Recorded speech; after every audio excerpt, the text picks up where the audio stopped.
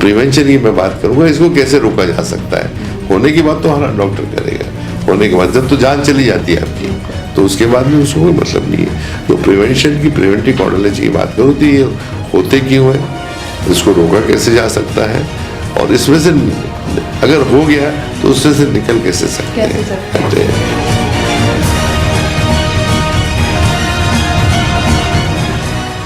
नमस्कार, आप सभी का बहुत स्वागत है नेशनल खबर पे। मैं आपके साथ प्रज्ञा झा। जैसे कि आजकल हम देख ही पा रहे हैं कि दुनिया में और देश में कितने ज्यादा हार्ट अटैक के केसेस बढ़ते जा रहे हैं।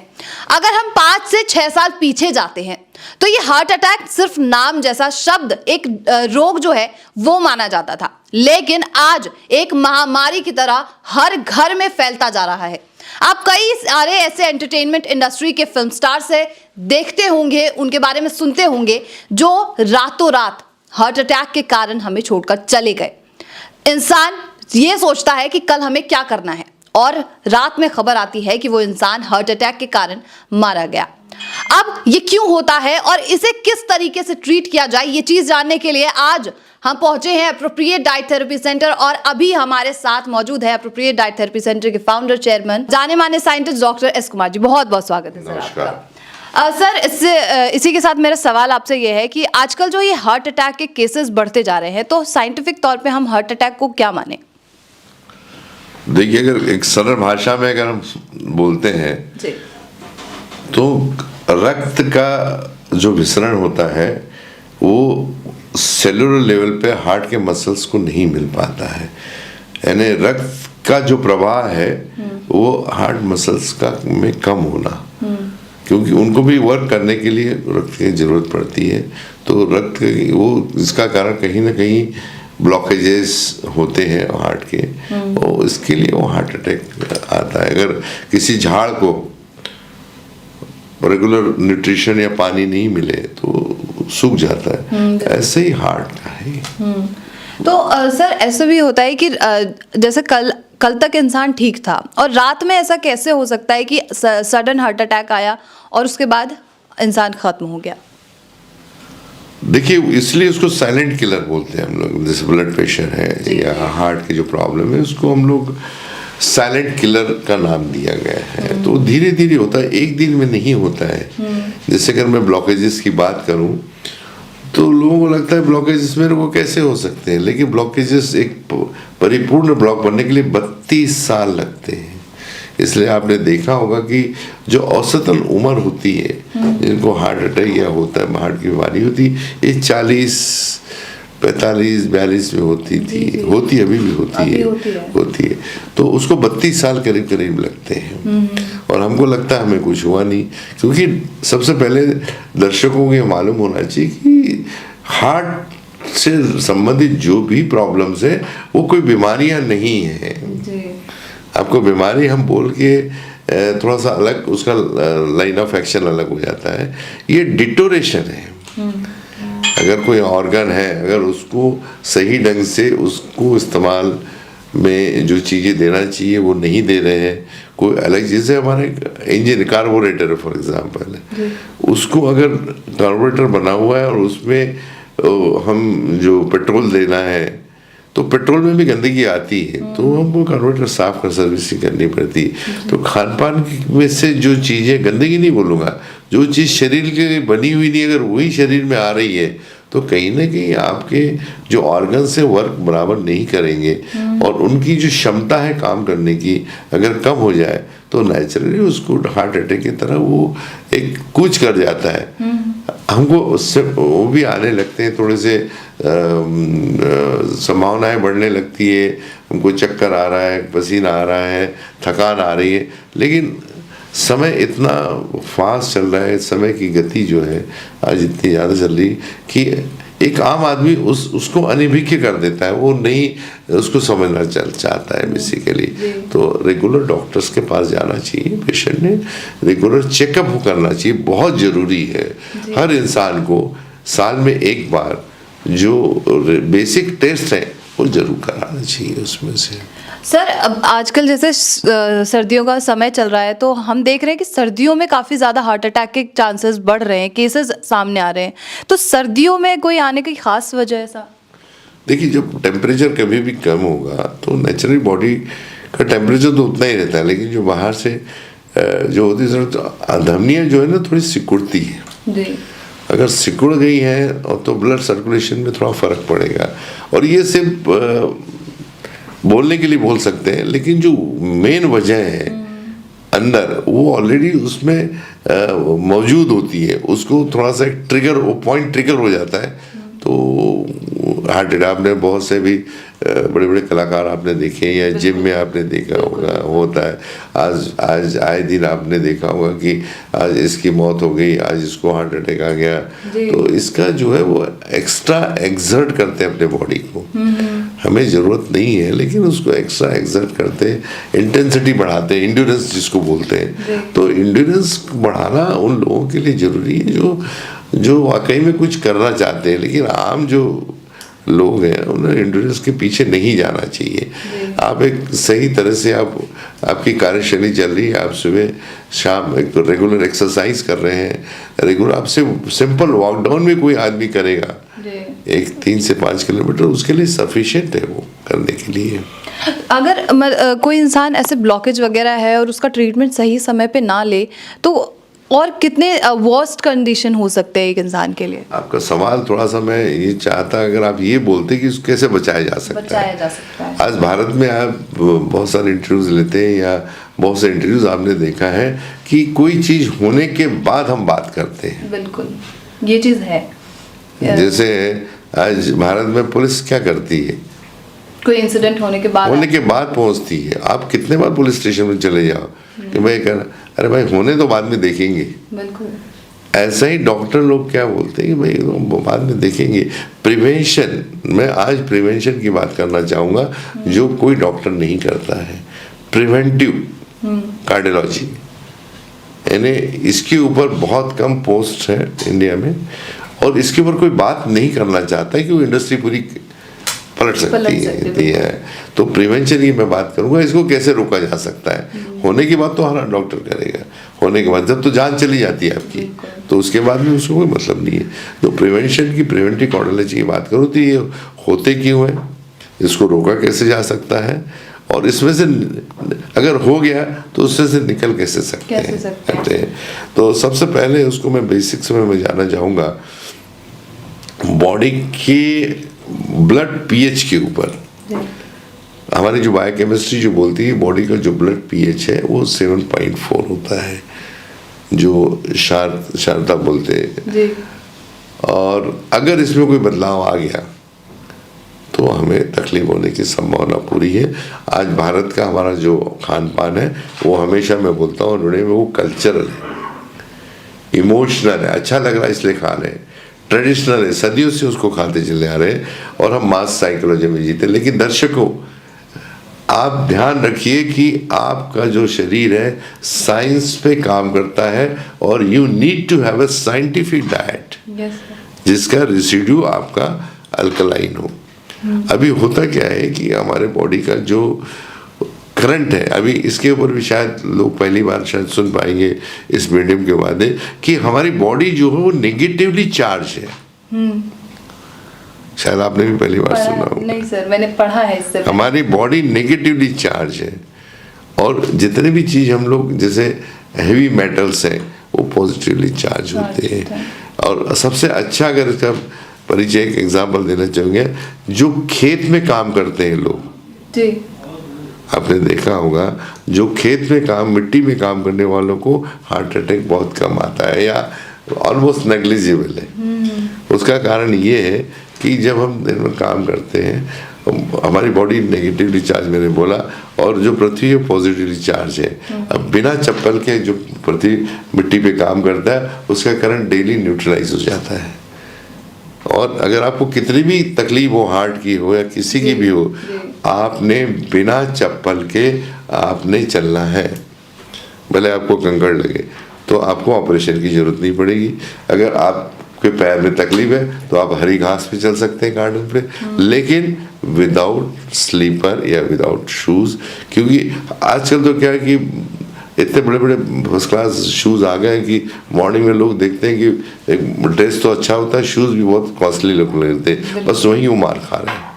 वो कंडक्टिविटी जो है वो आपकी एक इंसुलेशन आ गया वहाँ पे, और वो शूज़ उनको आपको तकलीफ दे रहे हैं। अगर बिना शूज़ के चले तो मुझे नहीं लगता कि किसी को हार्ट अटैक आएगा, क्योंकि न्यूट्रल हो जाता है।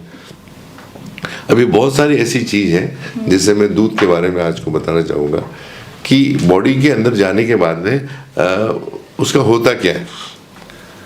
तो उसका एब्जॉर्प्शन, एसिमिलेशन, इंटरएक्शन और एक्सक्रीशन 4 क्रियाएं होती है। तो हर आदमी आज बोलता है कि दूध अच्छा है, दूध अच्छा है, लेकिन क्या आप जानते हैं कि दूध से ब्लॉकेजेस होते हैं? ये मैं पहली बार सुन रही हूँ सर। क्या होता है जब दूध शरीर में जाता है, so this gets converted into sulphuric acid because it has got the cysteine and methionine 2 sulphur group. तो शरीर में जाने के बाद इसका सल्फ्यूरिक एसिड में रूपांतरण होता है।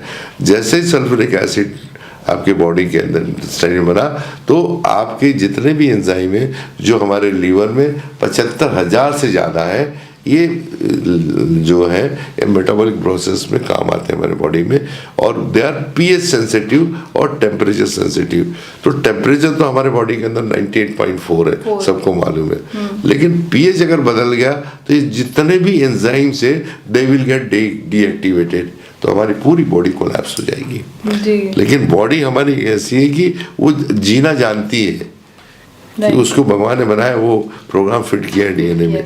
आपको अगर एसिडिटी हो गई, आप तुरंत अल्कली निकाल लो। तो जैसे ही सल्फ्यूरिक एसिड बना, हमारे बॉडी के अंदर क्षार की जरूरत पड़ती है उसको न्यूट्रलाइज करने के लिए। अगर हम लेबोरेटरी में हैं तो हम क्या करेंगे, NaOH लेंगे और न्यूट्रलाइज कर लेंगे। तो उसके अंदर क्या करेंगे, तो बॉडी को क्षार की जरूरत होती है एसिडिटी को न्यूट्रलाइज करने के लिए। तो हमारी हड्डियों से वो कैल्शियम खींच लिया जाता है जी। और जब भी आपने ब्लॉकेजेस की बात देखी होगी तो आपने देखा होगा कि 90% लोगों का कोलेस्ट्रॉल नॉर्मल होता है, जबकि कोलेस्ट्रॉल को कल्प्रिट माना गया था एक जमाने में। लेकिन किसी भी रिपोर्ट में हम नीचे देखेंगे उसमें लिखा रहता है रिजिडिफाइड एंड कैल्सिफाइड। तो सर मतलब डाइट कौन से ऐसे डाइट ले जिनमें कैल्शियम? तो सबसे पहले इसको आप सुन लीजिए कि दूध का मेन कारण क्यों है, और जब हार्ट में ही ब्लॉकेजेस क्यों आते हैं। शायद मैंने एक वीडियो में बोला भी था कि कोलेस्ट्रॉल तो पूरे बॉडी में है, फिर हार्ट में ही क्यों आते हैं। तो दोस्तों, हमारे जो हार्ट की आर्टरीज, धमनियाँ होती है, उसमें एक स्पेशल तरह के सेल होते हैं जिसको हम प्लाज्मोलेजन बोलते हैं। ये सिर्फ हार्ट आर्टरीज में ही पाए जाते हैं और कहीं नहीं पाए जाते हैं। तो और अगर हमें कोई लीवर भी हमारा खराब है, या पॉस्चराइज जो दूध होता है उसके अंदर ज़ैंथिन ऑक्सीडेज नाम का एक एंजाइम पाया जाता है दूध में जी। ये जैसे ही आप लेते हैं तो एंजाइम क्या करता है, उस प्लाज्मोलेजन सेल को डाइजेस्ट करता है। जैसे ही डाइजेस्ट किया तो वहाँ पे एक इंजरी हो जाती है, रक्त ओपन हो गया। जैसे ही इंजरी होती है तो बॉडी की अपनी सेल्फ हीलिंग प्रोसेस है, तो cholesterol runs throughout the body to repair it. उसके एक तरह की परत बना लेता है जिसको रिपेयर करने लगता है। Cholesterol is a heart friendly है, ध्यान रखिए। अगर कोलेस्ट्रॉल इसमें कल्प्रिट होता तो भगवान ने कोलेस्ट्रॉल हमारे बॉडी में कभी नहीं बनाया होता।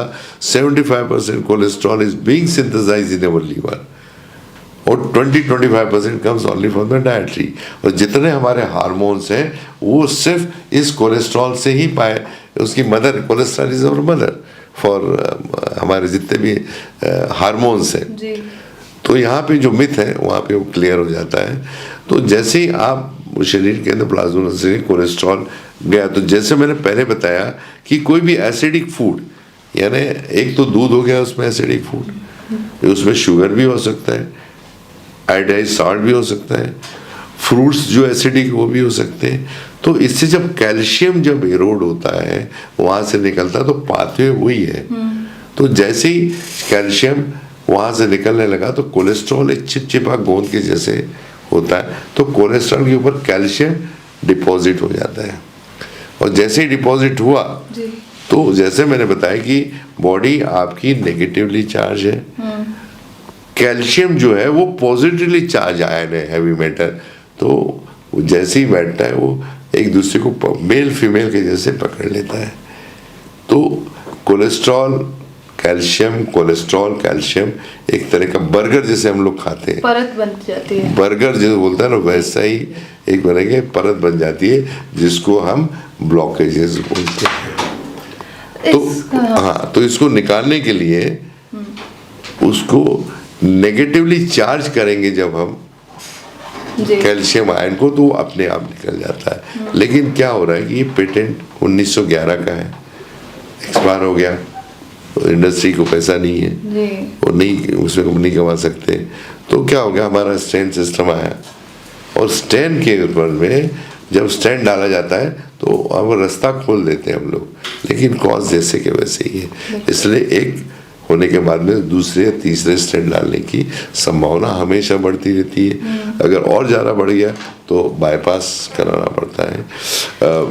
मैं डॉक्टर साहब का नाम नहीं लेना चाहूँगा, लेकिन उनका एक फ़ोन आया था मुझे, कार्डियोलॉजिस्ट है, उन्होंने मेरे जो वीडियोस देखे तो उन्होंने वो काफ़ी अप्रिशिएट किया।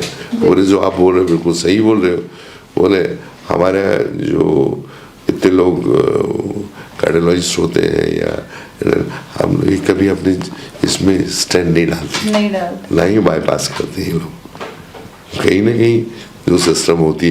तो मैंने उस दिन उनको एक जवाब दिया था, सर आपको मालूम है जो हमारे अमूल के जो फाउंडर थे जी जी, जो वर्गीस करके थे, he never drank milk in his life, लेकिन इतना बड़ा भारत में फाउंडेशन उनको पद्मश्री भी मिली बाद में, तो ही न्यू व्हाट इट इज। तो बेसिकली कुछ चीज़ें परत के नीचे जमी हुई जो उसको कोई एक्सपोज नहीं कर रहा है। जहाँ तक मेरी बात है, मैं साइंस की बात करना चाहता हूँ, मेडिकल साइंस की बात मैं नहीं करूँगा यहाँ पे। साइंस ये बोलता है इसको आप 100% अवॉइड कर सकते हैं अगर आप अल्कलाइन फूड की तरफ आप चलते हैं। तो अल्कलाइन फूड वो होते हैं जिनका पीएच आपका न्यूट्रल या 7 से नीचे होता है। सारे वेजिटेबल्स, सारे आपके खाने पीने वाली जो चीज़ें हैं, गेहूँ, चावल, दाल, कोई दिक्कत नहीं है। अब एसिडिक फूड में आता क्या है, एसिडिक फूड में आते हैं specially milk and milk products, लेकिन इसमें घी और मक्खन अलाउड किया जाता है ताकि वो अल्कलाइन है। दूसरा शक्कर, गुड़ खा सकते हैं जरूर वो लोग। तीसरा नमक, आयोडाइज नमक जो होता है, नॉनवेज, ये सारी चीज़ें एसिडिक इसमें आते हैं। तो प्रिवेंशन के लिए ये चीज़ें नहीं लेना चाहिए। और एलोपैथी एज अपने जो आप वेजिटेबल सोर्स की जो भी चीज़ें हैं वो आप खाएं, तो मुझे नहीं लगता कि किसी को होने की संभावना रहेगी। अगर हो गए तो भी डाइट उनको इसमें चेंज करना चाहिए। तो सर, ये मुझे लगता है कि मेरे दर्शकों को बहुत अच्छे से समझ आ गया होगा कि आखिर हार्ट अटैक आने के क्या क्या कारण होते हैं। वैसे मैं आपकी जानकारी के लिए बता दूं, कुछ ऐसे आंकड़े मेरे पास अभी मौजूद हैं जो कि मैं 2020 से अगर 2022 की बात करूं तो 30,000 केसेस जो हार्ट अटैक के सामने आए हैं। और जो जितने भी हेल्थ इंश्योरेंस वाले जितनी भी कंपनियां हैं, 200% का इजाफा उनकी कमाई में हुआ है, और आपको ही बेवकूफ़ बनाया जा रहा है। और अगर आप चाहते हैं कि यहाँ पर आकर ठीक हो जाए, बिल्कुल ठीक हो जाए सर, अगर कोई यहाँ पर आता है तो वो क्योर कितने % तक हो सकता है? 100% हो सकता है अगर जो गाइडलाइन हम देते हैं उसके ऊपर वो अमल करता है। और इसमें एक दिन में रिपोर्ट्स नहीं आते, लेकिन इसको कम से कम 1 साल मिनिमम लेना चाहिए। उन्होंने हमारे यहाँ से डाइट और कुछ एक्टिवेटर्स होते हैं जो कैल्शियम को विड्रॉ करते हैं, तो उसको 1 साल मिनिमम लगते हैं। लेकिन एक और चीज़ मैं आपको बताना चाहूँगा कि अगर जो ब्लड सर्कुलेशन किसी का भी अगर कम है जी, तो अगर 100% खिल गया है तो उसका ब्लड सर्कुलेशन डबल हो जाता है। तो इसमें जैसे दिल्ली है, ट्रांसपोर्टेशन का अगर प्रॉब्लम है, ट्रैफिक जाम है, तो जो प्रॉब्लम होता है वही शरीर के अंदर है, ट्रैफिक होना होता है। तो हार्ट की एक चीज़ मैं आपने बताई कि हमेशा हम बोलते हैं कि ब्लड सर्कुलेशन जो है वो नहीं मिल पाता हार्ट को। एक हार्ट होता है, अब ये देखिए इतना बेहतरीन मैं बता रहा हूँ, लेकिन अगर इसके भी कोशिकाओं को जी अगर रक्त चाहिए तो वो भी बकायदा सिस्टम से, वो आर्टरी से आता है, जबकि वो तो खून से लथपथ है, लेकिन वहाँ से रक्त नहीं ले सकता है, उसको भी उसके सिस्टम से। तो cell become a tissue, tissue become organ become a system and system becomes a body. तो आपकी जो सर्कुलेटरी सिस्टम है ये हमेशा नीट और क्लीन होना चाहिए। तो मुझे नहीं लगता है कि आपके हार्ट के तो क्या, उसको किसी भी तरह की प्रॉब्लम आने की संभावना ऑलमोस्ट कम हो जाती है। भाई पहले तो नहीं था ना। बिल्कुल। मैं आपको एक आंकड़ा बताऊं, आपने तो, मैं 1970 के दशक की बात बता रहा हूँ, मैं कोई कार्डियोलॉजिस्ट की इस पे ब्रांच में एडमिशन नहीं लेता था, पेशेंट ही नहीं थे, मिलते ही नहीं थे। और अब बढ़ते जा रहे हैं। तो क्यों बढ़ते जा रहे हैं? इसके लिए एक सबसे जो इम्पोर्टेंट है वो है खाने का तेल। खाने का तेल है जो जनरली हमारे भारत में जितने भी तेल खाए जाते हैं, चाहे वो सूरजमुखी का हो, करडी का ऑयल बोलते हैं हम लोग, देन ऑलिव ऑयल हो, ये जैसे ऑलिव ऑयल सबसे बढ़िया है, लेकिन भारत में हमारे यहाँ नहीं चलता क्योंकि टेम्परेचर सेंसिटिव वो कंसेप्ट होती है। तो सबसे अच्छा जो तेल है भारत में ये है alpha cardio rice bran oil. ये शरीर के अंदर की HDL को बढ़ाता है, LDL को कम करता है, ट्राइग्लिसराइड्स कम करते हैं। और यहाँ भारत से पूरे विश्व में ये निर्यात होता है। भारत का दूसरा नंबर है निर्यात में चाइना के बाद। इसको प्रीमियम एडिबल हार्ट ऑयल बोला जाता है। तो मुद्दा थोड़ा अलग है। 1970 के पहले में जो फैट अवेलेबल थी इंसान को खाने की, इट वाज एनिमल फैट, घी और मक्खन ही अवेलेबल था खाने के लिए। 1970 के दशक में soybean came into the existence. उनको बढ़ाना था, आपको कोलेस्ट्रॉल की, एंटी कोलेस्ट्रॉल की टैबलेट्स उनको इंट्रोड्यूस करना था। तो घी और इसको विलेन बना दिया उन्होंने, और उनको बोला कि आप घी और निकाल। जब घी और मक्खन खाते थे तब किसी को तकलीफ नहीं थी, न किसी को हार्ट अटैक था, न किसी को और। तो जो ऑयल जो होते हैं ये basically poly unsaturated fatty acid में ज़्यादा होते हैं। तो ये अनस्टेबल बॉन्ड होते हैं। The moment they enters in the human body, oxidation takes place. Oxidation place होने के कारण आपकी जो एंडोथेलियम होती है अंदर की, इनर कोर होता है, उसको वो डैमेज करता है। और जैसे ही डैमेज हुआ तो जो सिस्टम मैंने बताई कि कोलेस्ट्रॉल रन्स ओवर रिपेयर के लिए और फिर कैल्शियम प्रेसिपिटेट होता है, तो ये वो प्रक्रिया उसमें चालू हो जाती है। तो ये जो वेजिटेबल ऑयल्स है ये इतना ही नहीं, ये कार्सिनोजेनिक है, ये इम्यूनो सप्रेसेंट है। इसके बारे में कोई टेक्निकल डिस्कशन नहीं होता है और ये होना बहुत जरूरी है। इसके अलावा जब गर्म करते हैं धुआं आता है तो उसको ट्रांस फैटी एसिड्स बोलते हैं हम लोग। तो खाने का तेल एक बहुत पूर्ण एक निर्णय देता है, लेकिन लोग क्या है कल्चर में है, उसको एक्सेप्ट नहीं कर पाते। चलिए, तो ये जो है बहुत अलग और अच्छी इन्फॉर्मेशन है कि जो आप ऑयल खाते हैं वो भी कभी कभी आपके लिए घातक हो सकता है। सर हमें इतनी अच्छी जानकारी देने के लिए बहुत बहुत शुक्रिया सर।